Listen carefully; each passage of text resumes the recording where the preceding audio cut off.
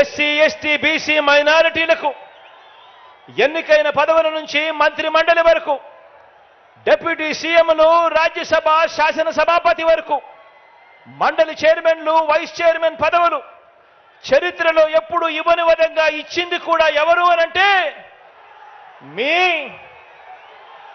మీ జగన్. వచ్చింది ఎప్పుడు అనంటే మన వైఎస్ఆర్సీపీ ప్రభుత్వం వచ్చిన తర్వాతే అని చెప్పి ప్రతి ఇంటికి వెళ్ళి చెప్పండి.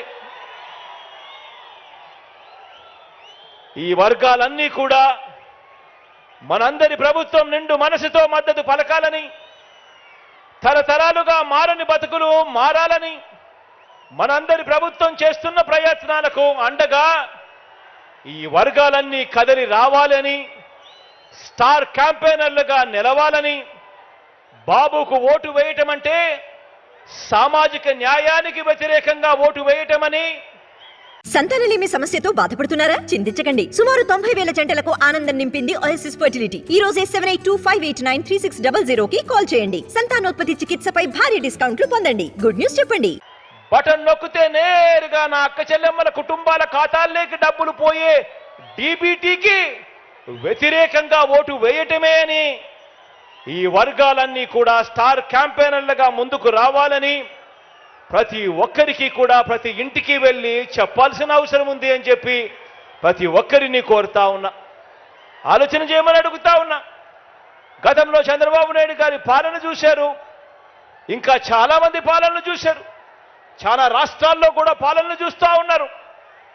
ఎవరైనా కూడా మేనిఫెస్టోను మన మాదిరిగా, మీ అన్న మాదిరిగా, మీ తమ్ముడి మాదిరిగా, మన వైఎస్ఆర్ కాంగ్రెస్ పార్టీ మాదిరిగా ఎవరైనా మేనిఫెస్టోను ఒక బైబిల్ గాను, ఒక ఖురాన్ గాను, ఒక భగవద్గీత గాను భావించి ఆ మేనిఫెస్టోను ప్రతిరోజు చూసుకుంటూ ఏకంగా 99% వాగ్దానాలన్నీ కూడా అమలు చేసిన తర్వాతే ఎన్నికలకు వెళ్తా ఉన్నది ఎవరు అనంటే మీ జగన్. ఒక్క వైఎస్ఆర్ కాంగ్రెస్ పార్టీ మాత్రమే ఆ చిత్తశుద్ధి చూపుతా ఉంది అని చెప్పడానికి గర్వపడతా ఉన్నా.